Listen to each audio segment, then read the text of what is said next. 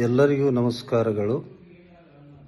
ಗಣಪತರಾವ್ ಚಿಮ್ಮಣಸೂಡ್ ಅವರ 75ನೇ ವರ್ಷದ ಹುಟ್ಟುಹಬ್ಬದ ನಿಮಿತ್ತವಾಗಿ ಅವರ ಚಿರಂಜೀವಿ ಹಾಗೂ ಟ್ರಸ್ಟಿನ ಕಾರ್ಯದರ್ಶಿಗಳಾದ ಸೂರ್ಯನಾರಾಯಣರಾವ್ ಚಿಮ್ಮಣಸೂಡ್ ಅವರು ಒಂದು ಸ್ಪರ್ಧೆಯನ್ನು ಏರ್ಪಡಿಸಿದ್ದಾರೆ. ಆ ಸ್ಪರ್ಧೆಯ ವಿಷಯ ಏನೆಂದರೆ, ದೇಶದಲ್ಲಿರುವ ಭ್ರಷ್ಟಾಚಾರದ ನಿರ್ಮೂಲನೆಗೆ ಕೈಗೊಳ್ಳಬೇಕಾದ ಕ್ರಮಗಳೇನು, ಅದರ ಬಗ್ಗೆ ಚರ್ಚೆ ಮಾಡಿ ಬರೀಬೇಕು ಅಂತ ಹೇಳಿ ಮಕ್ಕಳಿಗೆ, ಎಲ್ಲ ಶಾಲಾ ಕಾಲೇಜು ವಿದ್ಯಾರ್ಥಿಗಳಿಗೆ ಒಂದು ಸ್ಪರ್ಧೆಗಳನ್ನು ಇಟ್ಟುಕೊಂಡಿದ್ದಾರೆ. ನಮ್ಮ ದೇಶದಲ್ಲಿ ನಾವು ನೋಡ್ತಾ ಇದ್ದೀವಿ, ಭ್ರಷ್ಟಾಚಾರದ ಪ್ರತಿಯೊಂದು ವಿಭಾಗದಲ್ಲಿ, ಪ್ರತಿಯೊಂದು ವಲಯದಲ್ಲಿ ತುಂಬಿ ತುಳುಕುತ್ತಾ ಇದೆ.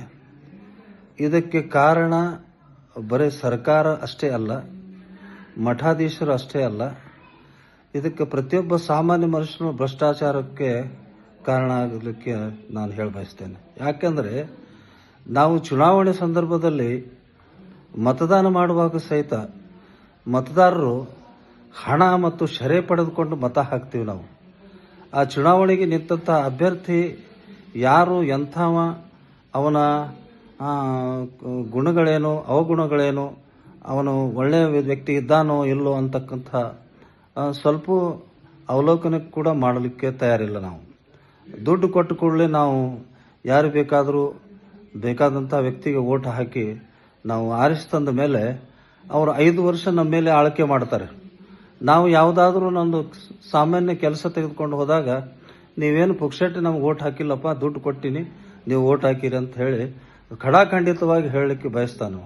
ಅಂಥ ಸಮಯದಲ್ಲಿ ನಮ್ಮ ದೇಶದ ಅಭಿವೃದ್ಧಿ ಯಾವಾಗ ಆಗಬೇಕು, ನಮ್ಮ ದೇಶ ಸಮೃದ್ಧಿ ಯಾವಾಗ ಆಗಬೇಕು, ಇದು ಭ್ರಷ್ಟಾಚಾರ ಅನ್ನೋದು ತಳದಿಂದಲೇ ಹೋಗಬೇಕು. ಮೊದಲು ನಮ್ಮ ಮನೆಯಿಂದಲೇ ಭ್ರಷ್ಟಾಚಾರ ಹೋಗಲಾಡಿಸಲಿಕ್ಕೆ ಪ್ರಯತ್ನ ಮಾಡಿದಾಗ ಮಾತ್ರ ದೇಶ ಸ್ವಚ್ಛ ಭಾರತ ಆಗಲಿಕ್ಕೆ ಸಾಧ್ಯ ಆಗ್ತದೆ. ಇಲ್ಲಿ ಒಬ್ಬ ಸಾಮಾನ್ಯ ಜವಾನ್ ಹಿಡ್ಕೊಂಡು ರಾಷ್ಟ್ರಪತಿಯ ಕಾರ್ಯಾಲಯದವರೆಗೂ ಕೂಡ ಭ್ರಷ್ಟಾಚಾರ ತಾಂಡವಾಡ್ತಾ ಇದೆ. ಇಂತಹ ಸಮಯದಲ್ಲಿ ಭ್ರಷ್ಟಾಚಾರ ನಿರ್ಮೂಲನೆ ಮಾಡಲಿಕ್ಕೆ ಯಾರು ನಿಲ್ಲಬೇಕು, ಎಂಥವ್ರು ನಿಲ್ಲಬೇಕು? ಅದು ದೇವರೇ ಬಂದು ನಿಂತರೆ ಈ ಭ್ರಷ್ಟಾಚಾರ ಎಂಬುದು, ಈ ಪಿಡುಗು ಹೋಗಲಿಕ್ಕೆ ಸಾಧ್ಯ ಇಲ್ಲ ಅಂತ ನನಗೆ ಭಯ ಬರ್ತಾ ಇದೆ. ಯಾಕಂದರೆ ಭ್ರಷ್ಟಾಚಾರ, ನಾವು ಪ್ರಾರಂಭದಿಂದಲೇ ಭ್ರಷ್ಟಾಚಾರದಲ್ಲಿ ಮುಳುಗಿದ್ದೇವೆ. ನಮ್ಮ ಯಾವುದಾದ್ರೂ ಒಂದು ಕೆಲಸ ಮಾಡ್ಕೊಳ್ಳಿಕ್ಕೆ ಹೋಗ್ಬೇಕಾದ್ರೆ ದುಡ್ಡು ಕೊಡಲಿಲ್ಲ ಅಂದರೆ ಯಾವ ಕೆಲಸನೂ ನಮಗಾಗಲಿಕ್ಕೆ ಸಾಧ್ಯ ಇಲ್ಲ. ಎಲ್ಲೋ ಒಬ್ಬ ನಿಯತ್ತಿನಿಂದ ದುಡಿತಂಥ ವ್ಯಕ್ತಿಗೆ ನಾವು ಏನಾರೋ ಒಂದು ಆಪಾದನೆ ಮಾಡಿ ಅವನು ಕೂಡ ಸಸ್ಪೆಂಡ್ ಮಾಡಿಸೋದಾಗ್ಲಿ ಅಥವಾ ಅವನಿಂದ ದೂರ ಇಡೋದಾಗ್ಲಿ, ಟ್ರಾನ್ಸ್ಫರ್ ಮಾಡೋದಾಗ್ಲಿ ಅಂತಕ್ಕಂಥ ಪ್ರಯತ್ನ ಕೆಲವು ರಾಜಕಾರಣಿಗಳು ಕೂಡ ಮಾಡ್ತಾ ಬಂದಿದ್ದಾರೆ. ಅದಕ್ಕಾಗಿ ಪ್ರತಿಯೊಬ್ಬ ಸಾಮಾನ್ಯ ವ್ಯಕ್ತಿ ಕೂಡ ನಾವು ನಿಯತ್ತಿನಿಂದ ನಮ್ಮ ದೇಶದ ಅಭಿವೃದ್ಧಿಗಾಗಿ ದುಡಿದಾಗ ಮಾತ್ರ ಈ ಭ್ರಷ್ಟಾಚಾರ ನಿರ್ಮೂಲನೆ ಆಗಲಿಕ್ಕೆ ಸಾಧ್ಯ ಅಂತಕ್ಕಂಥ ವಿಚಾರ ನಾನು ಹೇಳಲಿಕ್ಕೆ ಬಯಸ್ತೇನೆ. ಯಾಕಂದರೆ ಈಗ ಪ್ರಾರಂಭದಲ್ಲೇ ನೋಡ್ರಿ, ನಾವು ಎಲ್ಲಿ ಹೋದರೂ ನಾವು ಭ್ರಷ್ಟಾಚಾರ ಕಾಣ್ತೀವಿ. ಒಂದು ಸರ್ಕಾರಿ ದವಾಖಾನೆಗೆ ಹೋಗ್ರಿ, ತಹಸೀಲ್ ಕಚೇರಿಗೆ ಹೋಗ್ರಿ, ನೀವು ಯಾವುದಾದ್ರೂ ನೀವು ಶಿಕ್ಷಣ ಇಲಾಖೆಯಲ್ಲಿ ಹೋಗ್ರಿ, ಪ್ರತಿಯೊಂದಕ್ಕೂ ನಾವು ಏನಾದ್ರು ಕೊಟ್ಟರಾದ್ರೆ ಮಾತ್ರ ಕೆಲಸ ನಡೀತದೆ, ಇಲ್ಲಾಂದ್ರೆ ಆಗಲಿಕ್ಕೆ ನಡೆಯೋದಿಲ್ಲ. ಇವು ಮೊನ್ನೆ ನೀವು ನೋಡಿದ್ರಿ, ಇವು ಕಾಂಟ್ರಾಕ್ಟರ್ಗಳಿಗೆ ಪರ್ಸೆಂಟೇಜ್ ಕೊಡಲಿಲ್ಲ ಅಂದ್ರೆ ಅವ್ರ ಕೆಲಸಕ್ಕೆ, ಅವ್ರ ಗುತ್ತಿಗೆದಾರರಿಗೆ ಅವ್ರ ಹಣ ಸಿಗೋದಿಲ್ಲ, ಅವ್ರು ಮಾಡಿಸಿದಂಥ ಕೆಲಸ ಅಮೌಂಟ್ ಸಿಗೋದಿಲ್ಲ. ಇವೆಲ್ಲ ನೀವು ನೋಡ್ತಾ ಇದ್ದೀರಿ, ಕೇಳ್ತಾ ಇದ್ದೀರಿ.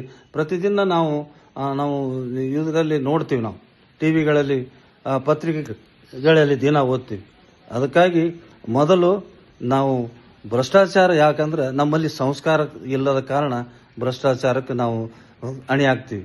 ನಮ್ಮಲ್ಲಿ ಸಂಸ್ಕಾರ ಬಂದು ಭಯ, ಭಕ್ತಿ, ಉತ್ತಮವಾದಂಥ ವಿಚಾರ, ಪರಮಾತ್ಮನ ಒಂದು ಭಯ ನಮ್ಮಲ್ಲಿ ಇದ್ರೆ ಪರಮಾತ್ಮ ನಮಗೆ ಕಾಣ್ತಾನಲ್ಲ, ನಮಗೆ ನೋಡ್ತಾನಲ್ಲ, ಅದರಿಂದ ನಮಗೆ ಅನ್ಯಾಯ ಮಾಡಿದರೆ ಜನರಿಗೆ ನಮಗೆ ನಾಳೆ ಪಾಪ ತಡ್ತಕ್ಕಂಥ ಭಾವನೆ ಆ ಪ್ರತಿಯೊಬ್ಬ ಮನುಷ್ಯನಲ್ಲಿ ಬಂದಾಗ ಭ್ರಷ್ಟಾಚಾರ ಹೋಗಲಿಕ್ಕೆ ಸಾಧ್ಯ ಅಂತ ನನ್ನ ಅನಿಸಿಕೆ.